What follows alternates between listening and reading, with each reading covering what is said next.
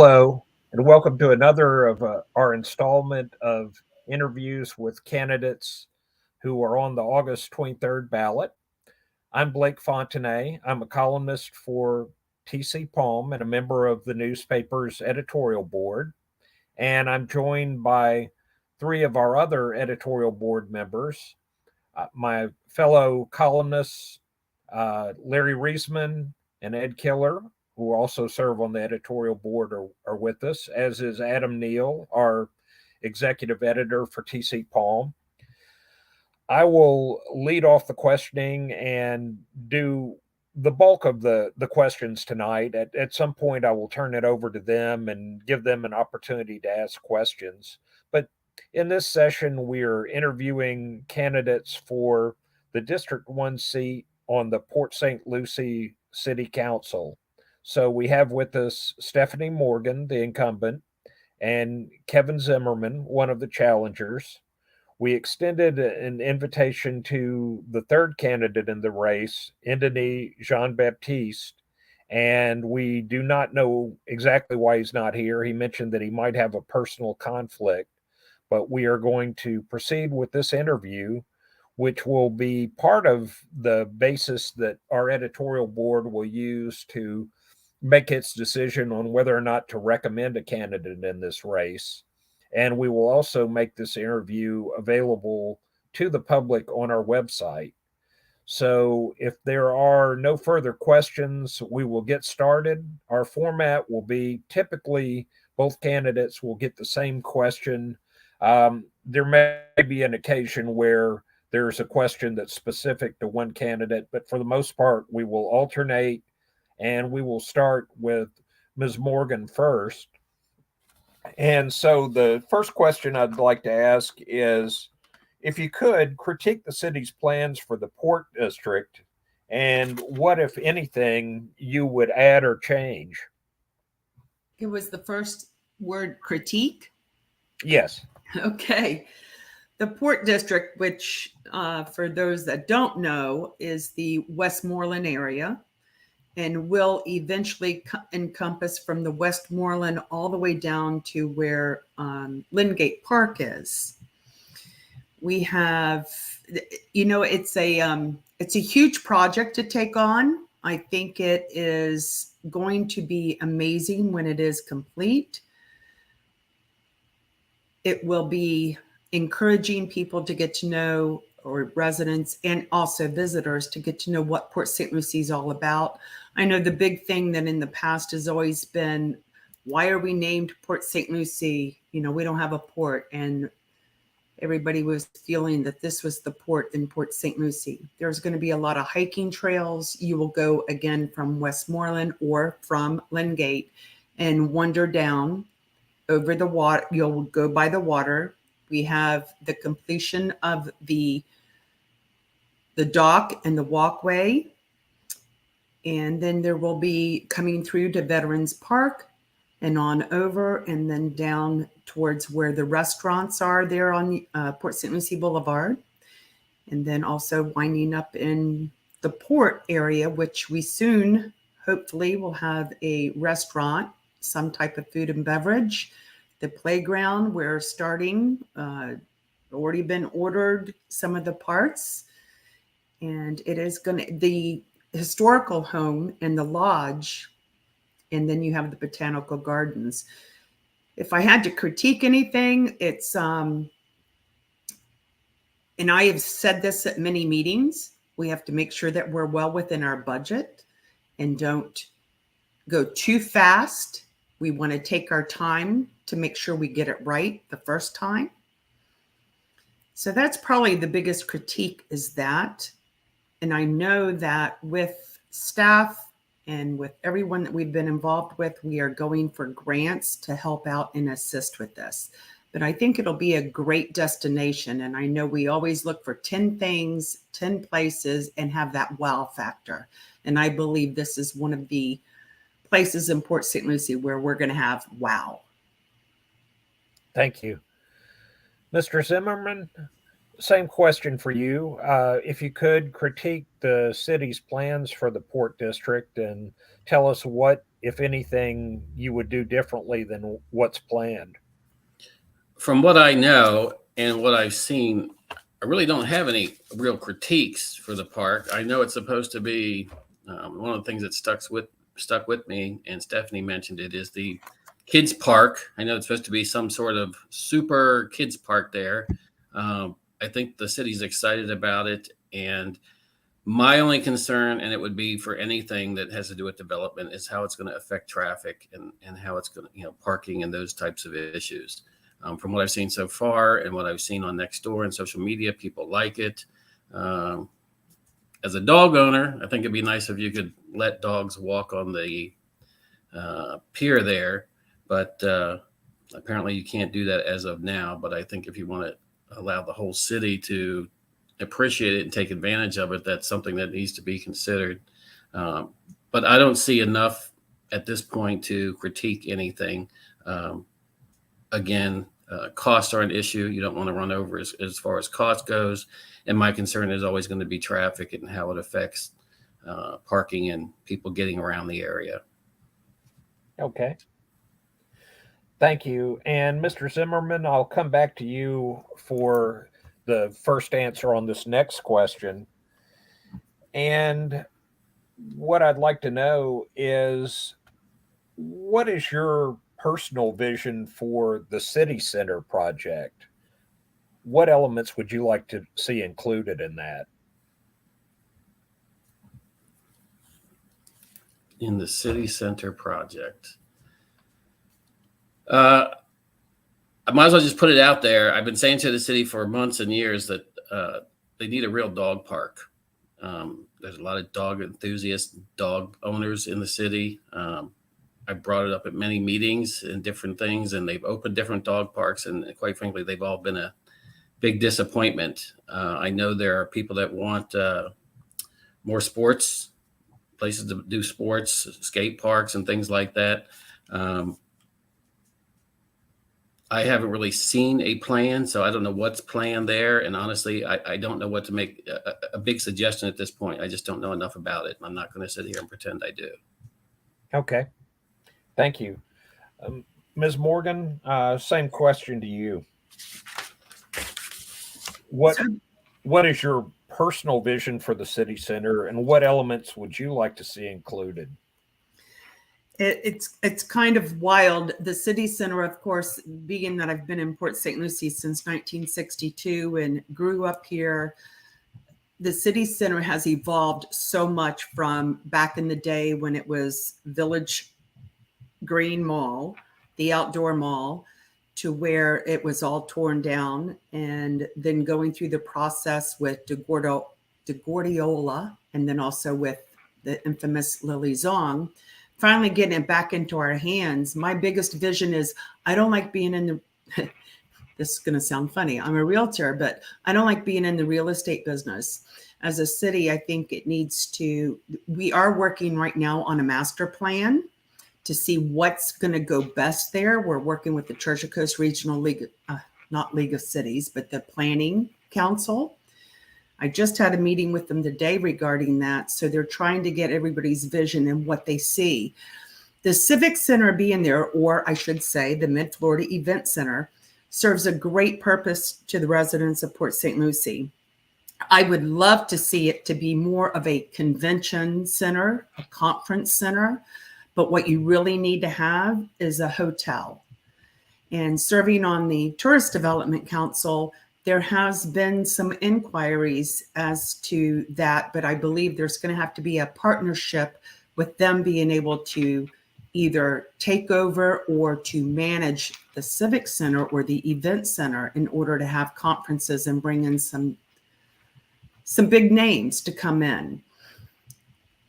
So that's, it's very interesting, maybe a mixed use of sort of like if you picture Abacoa. I've been down there a number of times where you have some mixed use of the residential and the retail, having some nice restaurants, walking around, something where you can, like I already do, or we all do in Port St. Lucie, is live, work, and play right there and be able to have mobility that you can get to it. Okay, thank you.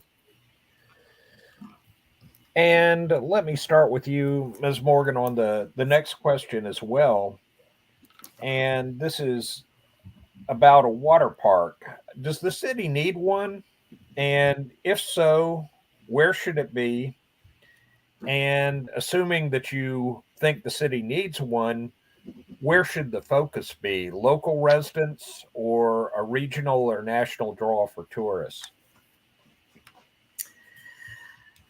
So I was not present at the meeting. I believe I had the COVID episode when I missed the meeting that they did discuss about the water park. And I believe in some of the social media or the news articles that went out, it was Torino Park is getting a water park. Totally, I am not for that. I think it's too much in your neighborhood. The traffic would be horrendous, and it's bad enough already in the Torino Parkway, which we're working on, and also working with the county and also DOT on.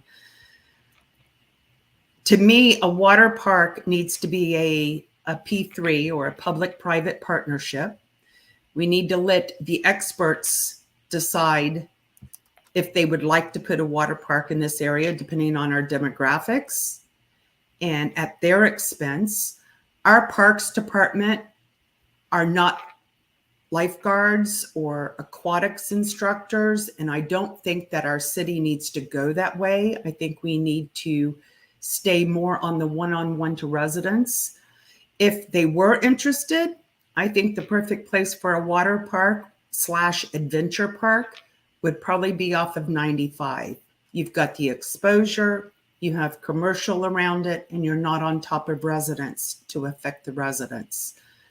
So, and being a business person for over 15 years, everything really has to be location, location, location. But I would first definitely go out to the residents of Port St. Lucie to see what their thoughts are on it. Everybody always has high ambitions, and you want the next Disney World or the next Seven Flags over Georgia. I've never been, but Coney Island. But you've got to make sure it's the right location and can attract. Okay, thank you. Mr. Zimmerman, does the city need a water park? And if so, where and what would be the market for it? Primarily locals or regional or national tourists? I'm going to come back to your Civic Center question for just a minute. When you ask what I thought should be there or what that looks like in the future, I'm always going to say what the people want. We represent the people, and whether it's a survey, I know the city does surveys every year, and people say what they need and what they'd like to see in the city. So whatever does end up there, I would like it to be what the citizens want, not necessarily what I want. I'm there to represent the people. Regarding the water park, I understand the same thing. They were thinking about putting it over in the Torino area, which is in fact our district. And I will agree with Stephanie on this. It's it's a residential area, and it's not designed to handle the traffic of a commercial water park. If the city were to build a water park, I think that there are people in the city that would like a water park and residents that would enjoy it, but it should be off of 95, and I would say closer down toward Becker and off that area back there, which is all commercial. But if you're going to bring a water park in, then you want it to support the local businesses if you're going to make it a commercial park. So if you're going to do that, you want it in an area where when people leave the park, they can go to the local restaurants or hang out and support the local businesses. And I think an ideal place for that would be over there in Tradition between Becker and Gatlin Parkway or Tradition Parkway there, somewhere back in that property back there.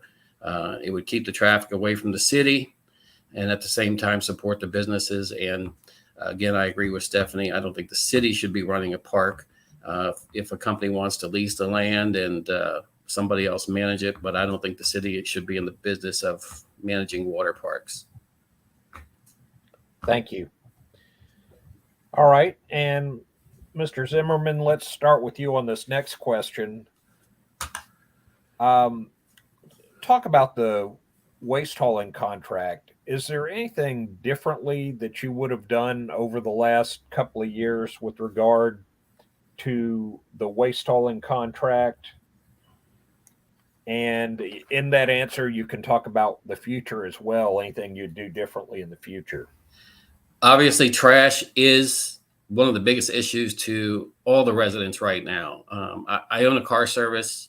I travel all over the city. I get to pick up people from all over the city. And if you ask what the biggest complaint right now, it is trash. I personally think the city should have seen these issues coming. We're one of the few cities in the country that does bulk pickup. And I'm not talking about vegetation. I'm talking about sinks and couches and, includes that in the regular trash pickup. I would have to guess that probably half the problems that Waste Pro had is probably half their employees are out of workman's compensation because of all the trash. They're not just picking up, in most cities are just picking up a trash can and some bags and maybe a few boxes. I really think the city should have foreseen some of this coming. And instead of reacting, they should have been a little proactive. But putting that aside, my understanding now is they've signed a 7-year contract that begins in September with a new company. And supposedly that's the standard, 7 years for the industry. But I don't know that if I just got out of a really bad marriage and an ugly divorce, I'd want to be making a commitment for another 7 years. So I'm hoping that contract has some room in there for renegotiation or an out if they don't fulfill it, other than sending a lawyer to sue them. One of the biggest things, I think they had an opportunity here, and I don't think they took it, is that bulk trash pickup. And again, I'm not talking about the vegetation. I'm talking about physical belongings that people dump all over the side of the road. And then the regular trash guys are expected to pick it up. Now, again, my understanding is they've negotiated that in. That's going to be a one-time a month pickup. So you won't be able to put it out, at every trash pickup. But personally, I think that's a service that probably only a small percentage of the city uses. So why is the other 95% paying for it? I think there was an opportunity there possibly to save some money by taking that out and making it more of an a la carte service. And it could have maybe lowered our trash bills, what we pay for trash pickup in the city. I think the new trash cans, that's a great idea with the arms. That's what most of the cities around the country are going to. It takes one man to operate a truck. I think in that situation, we're making progress, but I think we missed an opportunity with the bulk pickup to turn that into sort of an a la carte service and potentially lower the cost of trash pickup to our residents. Thank you. Ms. Zimmerman, same question for you. Critique what's been happening with Waste Pro over the last couple of years and where you see things moving forward from where we are now. Okay. The Waste Pro has been is an issue, and I know it's one of the number one concerns. I mean, traffic, it seems like it's all T's: traffic, trash, and taxes. When it comes to the trash, it's a little bit more complex, and we've been dealing with these issues since the latter part of 19 and 2020 when COVID hit. And we all know what has been experienced since then with employees getting COVID, calling out. We had the stimulus checks that were coming out, and they had employee issues. Now, I am not standing up or protecting or, on Waste Pro's side per se, but I know they had some issues. And it's not happening just here in the city of Port St. Lucie. It's happening not only all over the state in dealing and talking with others across the state, since I am involved with the Florida League of Cities, but it's all over the country. This is a big issue. My biggest concern is that this is a public safety and a public health issue.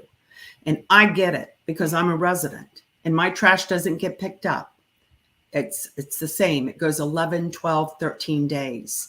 There's nothing more than going down and all the, of course, I keep my garbage in the garage, but you put it down on the day it's supposed to be picked up. The move out piles were an issue, and we started changing the ordinance and doing code compliance. That was not allowed. People were getting cited and coded. However, then you have to take a step back and say, okay, well, people were moving because they were moving in with other people because of COVID and they'd lost their jobs and couldn't afford it anymore.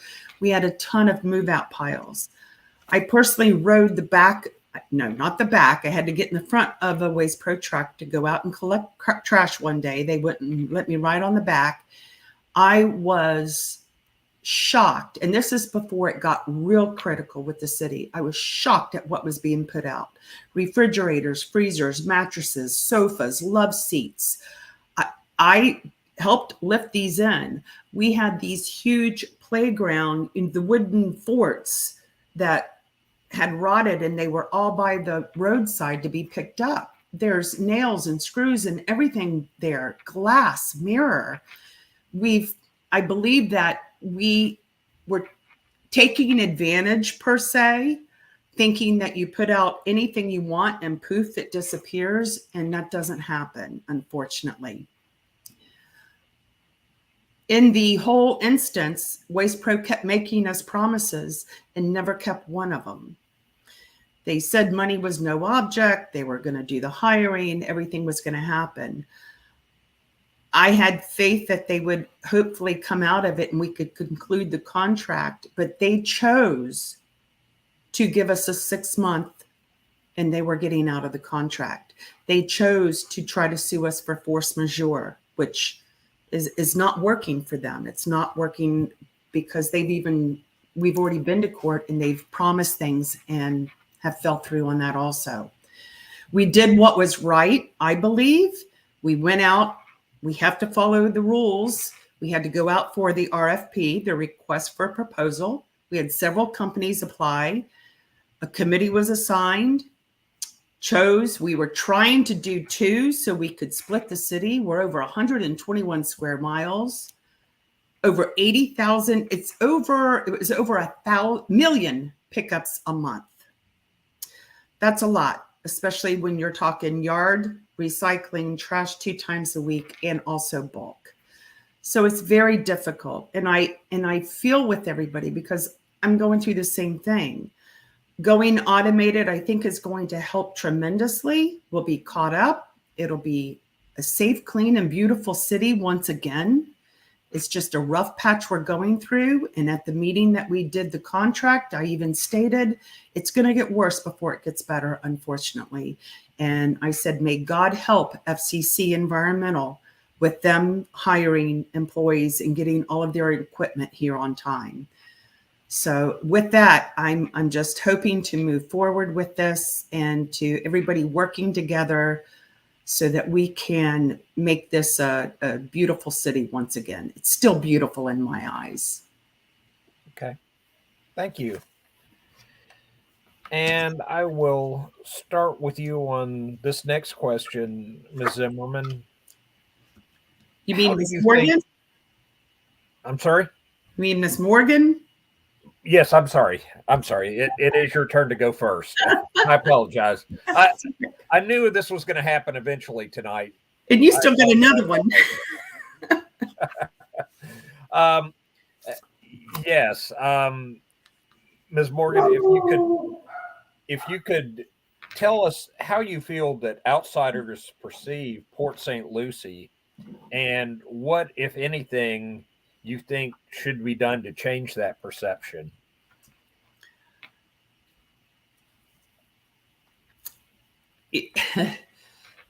So people moving in, what is their perception? Well, outsiders, people who don't live in Port St. Lucie, how do they perceive the city, and what, if anything, would you change? about their perception? Yeah, the biggest part I feel about the perception or what outsiders are feeling is that, of course, so many people go by all of the social media and the Nextdoor and the book face or Facebook, or then you've got the tweets and the gramming stuff, and it's just so much of it is false. And we as a city we have to be more proactive in our communications. The biggest perception I think that people are receiving is that our taxes are too high. But the whole thing is that if you look at the tax bill, the city of Port St. Lucie only has 2 of the line items. You have the county, the school district, the fire district, amongst many other elements of the tax bill. We have continued for 7 years to reduce the millage rate. And I'm planning on having a just the same, if not bigger, decrease this year also, because of the appraisals that have come in and the estimates that have come in. The increase of the home values, I believe, was close to 20%. So we have to do something to show that, but a lot of it has to do with education and getting the word out. I will say that, on the other hand, the good perception is we are a safe city, and I believe it was released that we are the second safest city in the nation. It was just announced today. But we have been a safe city in Florida for 13 years now. So I'm very proud of our police department. I had to throw that in. Thank you. I think that was U.S. News and World Report's ranking that you're referring to. Mr. Zimmerman, same question for you. How do outsiders perceive Port St. Lucie, and what, if anything, do you think should be done to change that perception? I think that's the wrong question, actually. I think you should be asking, how do people feel living in the city? What are they thinking? But to answer your question, I think Port St. Lucie's got a great reputation. And I saw the same article. Port St. Lucie's now rated by the U.S. News as the second safest city in America. I mean, people are flocking here. Stephanie's in real estate. I'm sure there's no problem selling real estate in this area. The houses are going up as fast as they can build them, and people are buying them as fast as they can build them. So I don't think they would be doing that if they thought there was an issue with the city. If there is an issue with the city, it's right now trash, because that's all over social media.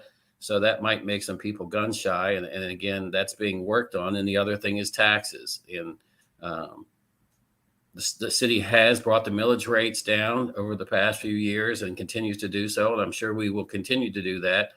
I think we may have to, if there's a way, I'm not in office yet, but a way of working with the county. I know a lot of these taxes are county taxes that cross over. So we do have a reputation. They think it's the city. A lot of people don't understand there's the city, the incorporated part of the city, and the unincorporated part of the city. And whenever something's wrong, it's the city. And communicating that, it took me, I lived here for a few years before I even understood that, hey, there's the city of Port St. Lucie, and then there's St. Lucie County, and city handles some things and the county handles others. So I think if more people were aware of that, they wouldn't have any real bad feelings about the city itself. So it might be communicated better that, when you're looking at Port St. Lucie, are you looking at the incorporated part or unincorporated part of Port St. Lucie? And if there's a way to reach across the aisle, so to speak, with the county commissioners and the people over in the county to see if there's something we can do together to correct that and maybe lower taxes in other areas that would bring down the taxes for everyone, I'd certainly be open to that. Thank you. And I will stick with you to start out. And since you brought this up, why don't you answer the question, how do you feel like people who live in Port St. Lucie perceive the city? And how is that different from the perception that outsiders have? Well, people in the city, I hear this a lot. I run a private car and shuttle service. So I have the opportunity to talk with people every day from different parts of the city. And I've been doing this almost 9 years. So I've talked to hundreds of people over the years, people that were here when 95 didn't even go through the city, and, crosstown dead ended at Floresta before that construction even started. And a lot of people say, oh, I moved to Port St. Lucie from Miami or Fort Lauderdale or West Palm because, I was just tired of the traffic and the tourism, all those things. And now it's becoming just like those areas. And a lot of, one of the big things I hear is, I just hope we don't become the next, Fort Lauderdale or Miami. Besides the traffic and the trash, that is the main thing I hear, that people are concerned about traffic. And I didn't call it the 3 T's. I'll have to steal that one from Stephanie, but I think those are the biggest issues right now in the city, in everybody's minds, is the trash, traffic, and taxes. You address those 3 things, we might be the #1 city in the U.S. to live in. But yeah, I think people are concerned about the fast growth. So I think we have to grow smartly. I think people would like to see less franchises and chains, and see a little bit more character, add some character to the city with restaurants. One of the big questions I see on social media when people move here is, where's the downtown, or where do people go? And the first thing they say, well, if you want to go out and eat someplace different or nice, that's not McDonald's or a franchise, you got to go down to Stewart, or you got to go down to West Palm Beach. I'd like to do something so people don't have to say that, attract some unique restaurants and do some things to add some character to the city, so people that live here don't feel like they have to leave to go out and get a good meal, or to go out and hear some live music. In fact, live music would be a great thing for that city center project. We just don't have it here. The city is lacking character. And I think that's one of the things people would like to see, that live here, is they'd like to be able to go out and eat without having to someplace nice, without having to go over to Hutchinson Island or down to Stewart or down to West Palm Beach. Maybe a few different grocery stores. Lots of people want to know why there's no Trader Joe's or why there's no Whole Foods up here. And I know it has a lot to do with the median income, but the median income should be going up with all these new big businesses coming to Port St. Lucie. So that's what I hear. They don't want it to become the next Fort Lauderdale or Miami. They want the trash problem fixed, and they want the traffic addressed. Thank you. Ms. Morgan, going back to the question on the difference, I guess, in how locals perceive the city versus the way outsiders perceive the city. Do you see some differences there? There's a few differences. And I think in the time that we're in right now, of course, all we've been doing is trash talking today. And that's the #1 priority. Whether you live here or don't live here, that's all that's out there.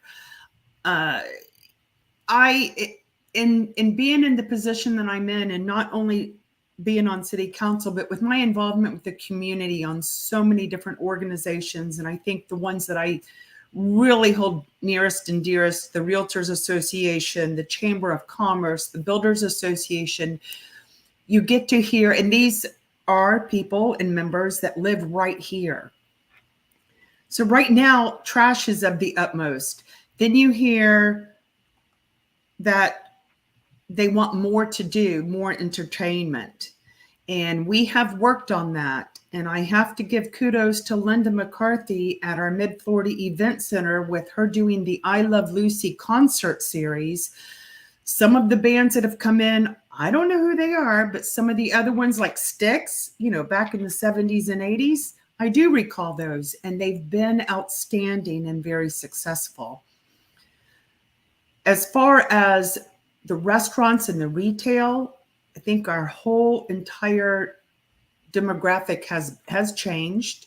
It is changing, but we're not going to get God only knows, we've been trying to get Costco, right? That was a that was fun. But we're not going to get the Cheesecake Factories until our demographics change. They do their studies, and I have to give huge kudos to whoever does the demographic and the market study for Publix. Does outstanding, because I've never known of a Publix to close unless they were moving to a bigger location. Whole Foods is coming. It is on the horizon. The biggest thing, and when we hired retail strategies to do the marketing for our retail and try to reach out, we go to conferences all the time to try to get it out there. I will have to say, I think we have some pretty darn good restaurants here. I don't want to name any in particular because I'm afraid if I name some, I'll leave some out and they'll say, well, why didn't you mention me? But in tradition, we have some awesome restaurants out there. Yes, we do have a fast food row. To me, it almost seems like if you go down St. Lucie West Boulevard, that's like restaurant row right there. You have your choice from anywhere in the world that you can eat from. And if I start mentioning, I'll forget somebody, but you've got Chinese and Mexican and Greek and good old American and greasy burgers. And I mean, it's just, it's a mountain of restaurants out there that whether you're wanting Italian or steak or pasta, it's all out there. Now, traffic, yeah, sometimes people are like, I'm not going there. But the perception right now, it's kind of clouded because of our trash situation. But the biggest thing that I would hear before was, what is there to do? What can we get to do? And also for the kids. And that's why we've been working very closely to increase our ball fields, because we've heard that from the kids in the leagues that there's not enough ball fields or soccer fields. So that's what I hear. And that's what I'm working on. I like to listen to the residents. Okay. Thank you. And I'll take a minute here to see if other editorial board members would like to jump in with questions. You guys have anything at this point? I just have one quick question. How much, we talked about growth a little bit, but I guess we would start with Ms. Morgan first. Is how much growth is too much growth? And try to be concise because I don't know, we don't have that much time left. How much growth is too much growth? That one's a tough one. And we realize on our board, we've got a great board and a great team right now. We realize that this is an issue. However, you have to respect the property rights of everyone. We had over 80,000, 80 by 125 lots. I mean, this is Mackle Brothers, GDC. You have property rights. I just saw a post somewhere where someone was complaining because the lot next door to him was being cleared and a house was being built. Well, how did your house get there? Yes, they have property rights. We can't deny that. What we can do is, if somebody comes in for zoning changes and wants to change a commercial tract or an industrial tract and change it to residential, we have the power to not do that. And that to me would be smart growth or managed growth. But when you're talking the regular single lots, the infill lots, there's not a thing that we can do with that. Not without being ended up in court, federal court probably. But you have tradition, which they also have their DRIs, the development regional impacts. They're allowed to have so many. So what we can do and what we have learned and what we're looking at is making sure that we continue with the smart or managed growth going forward. Thank you. So there's no more annexations on the horizon for the next 4 years? Not that I've been made aware of. Yeah. Would you be in favor of more annexations? It really it all depends. There's so many factors that would come into play. To me, infrastructure is the most important. You've got your water, your sewer, your roads. That's the most important thing I'd have to look at before. And it's on a case-by-case basis. Thank you. Mr. Zimmerman? the city population is expected to nearly double here in the next few years. The last count I got or saw was right now we're at about 220,000 residents. So you talk about that doubling in the next few years. We're going to have nearly 500,000 people in St. Lucie County and in this area. Grow smart. That's grow smart or managed growth. That would be my philosophy. I think the city is in a fine place to, let's say they have the upper hand. We're one of the few places along the Treasure Coast that's got property, that's got real estate. And just like when they talked about giving these big companies, tax breaks to come here. If they don't come here, where else are they going to go? I think that might be part of the problem is some of the people, and I know Stephanie's a business owner, but some of these people don't have business experience. They have desk experience and they don't have real life experience in contracts and negotiation. And they don't realize the leverage that we have. The city has some of the only real estate left in the Treasure Coast, and we have to be very careful with that. And I believe we have a responsibility to be selective with it and what we do with it and who we let do whatever they're going to do, whether it's a business or residential building on that property. So we got to be smart with what's left. And at the same time, we can't outgrow our infrastructure. There's only so much we're going to be able to do. And we don't want to become the next Miami or Broward County where people want to get out of here because they're so sick of it. So all I can say is we got to just grow smart. And if I get elected, then I will do everything I can to make sure that everything we do in this city has the best interest of every resident in mind. Thank you. Larry, Back to you, additional Blake. question? Okay. Ed or Adam? Anything? No questions, Blake. Thanks. All right. Thank you. Okay. Well, we are running up against our time limit here. So I think we'd like to close out with any final statements that you have, anything you feel like we failed to cover or anything you want to say in support of your candidacy. And I hope you will keep it to just a couple of minutes if you could. And Mr. Zimmerman, let's start with you. Thank you all. And thank you all for having me this evening and for the opportunity to speak and get in front of everyone. I've been a resident here since 2011 in the city of Port St. Lucie. Started my business back in 2013, serving the community with a private car and shuttle service to different airports and places around the area. I've had an opportunity to speak and speak with a lot of people and watch the city grow. I believe my background worked for UPS for 10 years before I left the state of Maryland, which is where I grew up. I have a lot of experience in operations, logistics, customer service, sales. I mean, I've done it all, and anything I've ever done, I've been very good at. So I'm sure there'll be a learning curve. I've not worked for the city before. This is the first office I've run for. But one thing I do know about me, and you can count on, is I'm a quick learner, and I will have the best interest of the city in mind. I'm ready for a change. I've served the country, the county now, and the city for almost 9 years. I'm a volunteer for the sheriff's department, so I'll always enforce our law, support our law enforcement and our first responders, and do everything I can to make sure the city's safe. And just want to thank you for the time, and I hope that people will support me and vote for me when the time comes. Thank you. Ms. Morgan, closing statement.